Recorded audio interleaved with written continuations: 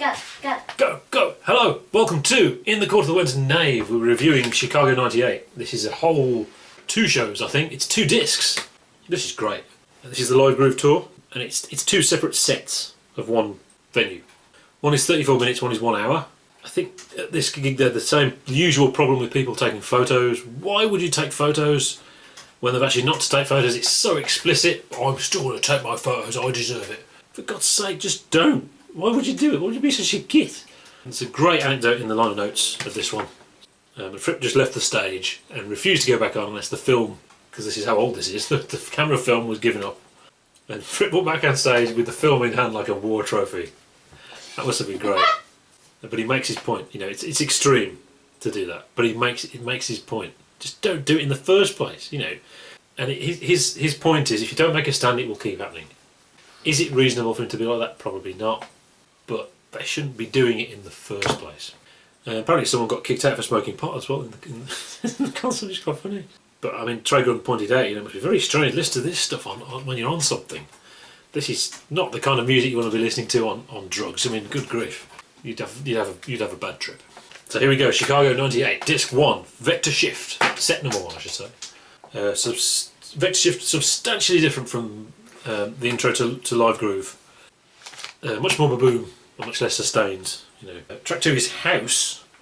Now, interestingly, it's a bit slower than a lot of the Live Groove stuff. It's the same rhythm as 21st Century Schizo Man, actually. I don't mean the original. I mean the Project 2, 21st Century Schizo Man. But Traegon calls it the house beat. House. It didn't really sound like house to me, but I don't know. I don't know what house is really. Some cool Fripp harmonised stuff. Gunn actually playing what sounds like bass. And there's a little ending that's triggered a thing. Track 3 is X-Chayn-Jiz. More craziness. Locks 4 X-Chayn-Jiz. That's what X-Chayn-Jiz actually is. It's actually Locks Tongues in Ashford Part 4. Some silly stuff, Zappa-esque, but with silly drumming. So very typical Project 2. Track 4, Vector Shift to Planet Belewbeloid.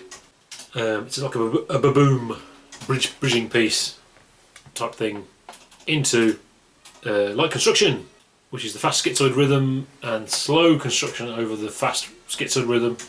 It's hard to believe this ended up anyway, because it just sounds ridiculous, but and yet it ended up in a place. It had a destination. Track 6 is Heavy ConstruKction. Fastest V-drum silliness, really intense. It's actually Contrary ConstruKction, not Heavy ConstruKction.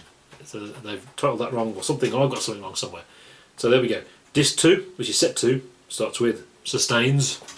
I prefer this opening. I think Sus-Tayn-Z is great at it. Opening an album or opening a show. It's a great way to do it. I really like this sad stuff. It's sad.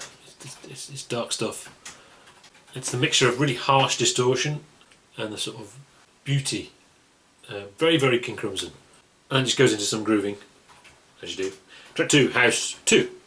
Actually, nothing like track 2 of the second track of the first set at all. Really cool ambient jamming first. Little bit of Into the Frying Pan, heavy riff, stuff. Actually, isn't that Psycho? Oh yeah, and Fripp speaks, which isn't mentioned here, so there's no announcement track, but Fripp speaks, and he says, "Is it too heavy? Is it too heavy going?" And the audience go, "No!" So great, you know. Track 3, Contrary ConstruKction. Actually, Heavy ConstruKction. So they got Contrary ConstruKction and Heavy ConstruKction mixed up, I think, because I know the titles better. Thank you. And Fripp is initially playing both parts, which is interesting. Lots of fun, and some great playing on that one. Great playing. Track 4 is The Deception of the Thrush. Once again, it's awesome. Most important Project track. Is the Live Groove one better? Probably, maybe, I don't care. Track 5 is Acoustic Dinosaur. Yeah! Bellew introduces it as my favourite current King Crimson song. Really good acoustic song. What a great vocalist he is. He's such a great singer.